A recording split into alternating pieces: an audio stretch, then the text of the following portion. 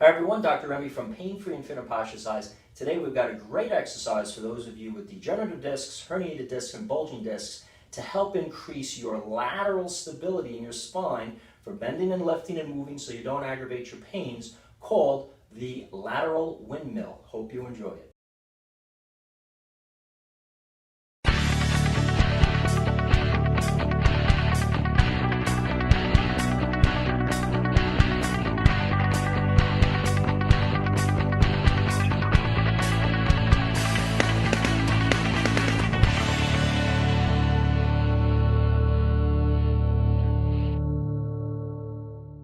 So one of the things all of my patients and my personal trainers that I train as well as their clients need to know with disc problems, and that's whether you have a herniated disc, bulging disc, degenerative disc, is discs become irritated mostly with flexion, sometimes with extension, even lateral flexion. But what we need to develop is a sense of lateral stability.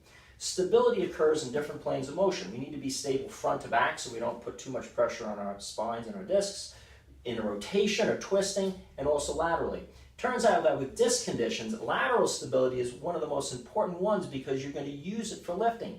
It's a lot easier for me to lift something heavy if I approach it sideways with a disc problem usually than it is if I approach trying to lift forward. So that lateral or sideways strength and stability to hold my spine in its unique protected position and have the ability to stand up or carry things on one side is imperative if I want to avoid aggravations to my lower back pain.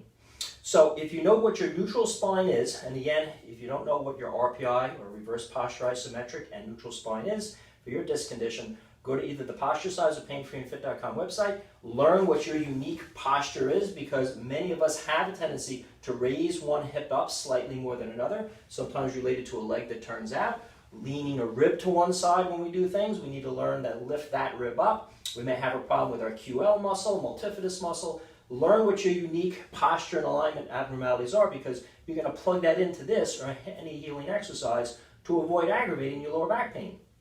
So with that said, the windmill is done like this.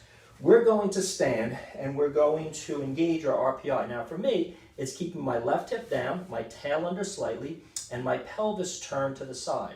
If I don't do that, I'm going to have a tendency to raise my left hip, have my pelvis turn, and allow my tail to come up, which is going to aggravate my degenerative discs. So once I put myself into that position, holding my core, that's the lower tummy in, bulging out at the multifidus, and bracing my abs as if I'm going to get punched, I'm going to feel the bottom of my ribs with my thumbs, right on the sides, and I'm going to feel the top of my hips, or pelvic bones. There's a space from right to left. And I want to make sure I maintain an equal space as I tilt sideways. Now, as I'm tilting, that motion is coming from my hip joint, the ball and socket of my hip, not my lower back. If I were to bend sideways on my lower back, I'd be compressing the lower back, which is going to aggravate things.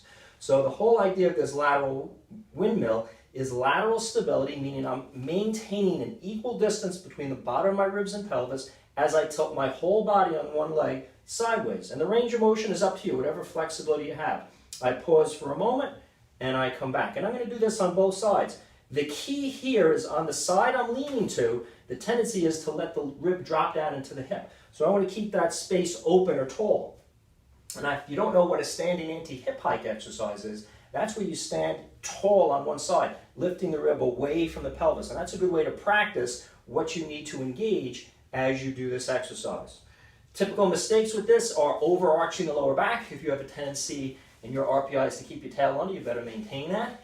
And rotating, most of the people when they're on one leg, they're going to want to rotate their hips away from the standing leg. So rotate the pubic bone in towards the standing leg to make sure you're in neutral alignment. And that's it, the lateral windmill. You can do that for repetitions, back and forth. You can also do that for isometrics. And you're training your abdominal muscles, your hip muscles. You're going to feel your hip muscles. Disc problems many times are associated with weak glute muscles, buttock and hip muscles. This is a great exercise to engage the different muscles of not only the back and abdomen, but also the hip and leg, adductor muscles, abductor muscles, to train you to keep that space open so that when you are bending, when you are lifting, when you are moving, you now have a motor pattern of stability to move from that's going to spare the pressure on your degenerative, herniated, and bulging discs.